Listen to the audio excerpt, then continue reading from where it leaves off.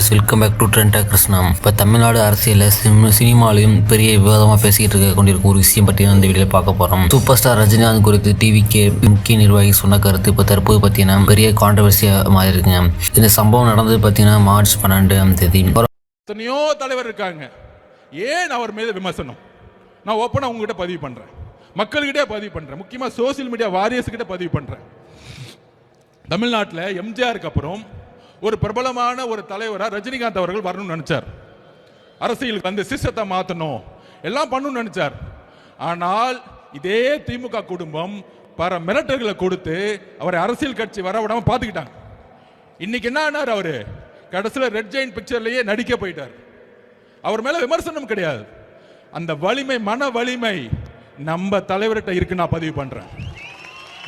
திராவிட முன்னேற்ற கழகத்துக்கு அரசாங்கம் எதிராக நடந்துச்சு. அந்த நிகழ்ச்சியில் ஆதரவன் என்ற தமிழக வெற்றி கழகத்தின் பொதுச் செயலாளர் பேசும்போது ஒரு முக்கியமான கருத்து கூறினார். அவர் சொன்னது என்னன்னா, 2021 ரஜினிகாந்த் அவர்கள் புதிய கட்சி தொடங்க நினைத்த போது அரசியல் அழுத்தங்களால் மிரட்டலாக இருந்ததால் அவர் முடிவை எடுத்துக்கொள்ள முடியவில்லை என்று கூறினார்.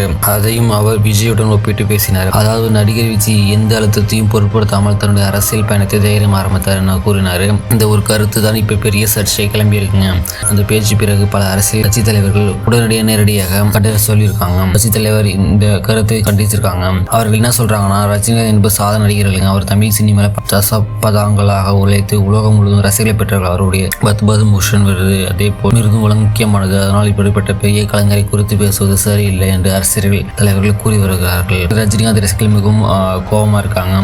தமிழ்நாட்டில் பல இடங்களில் ரசிகர்கள் பேனர்கள் வைத்து டிவிக்கு மன்னிப்பு கேட்க வேண்டும் என்று கோரிக்கை வைத்திருக்காங்க. சமூக வலைதளத்தில் இந்த விஷயம் மிக வைரலாக வருதுங்க. ஒரு பக்கம் ரஜினி ரசிகர்கள் கடும் எதிர்ப்பு தெரிவிக்கிறார், மற்றொரு பக்கம் டிவிக்கு ஆதரவு அதே பேச்சை ஆதரித்து தெரிவிக்கிறாங்க. இந்நிலையில் ஆதரவு விஜய் டிவி கட்சி அதிகாரப்பூர்வ எந்த ஒரு ரெஸ்பான்ஸ் பதிலும் சொல்லலைங்க. அதனாலதான் இந்த பிரச்சனை இன்னும் கொஞ்சம் பெரிய கான்ட்ரவர்சியா மாறி இருக்குங்க. மேலும் 2026 தேர்தல் நெருங்கும் நிலையில் இப்படிப்பட்ட ஒரு கருத்து அரசியல் சூழல் இன்னும் சூடாக்கி இருக்குங்க. இனி வரும் நாட்களில் இந்த கான்ட்ரவர்சி எப்படி மாறும், டிவி கட்சியில் மன்னிப்பு வருமா அல்லது சர்ச்சை இன்னும் பெரியதாகுமா? இந்த விஷயத்தை பற்றி உங்கள் கருத்து என்ன? கமெண்டில் கண்டிப்பாக சொல்லுங்கள். இந்த வீடியோ பிடித்து லைக் பண்ணுங்கள்.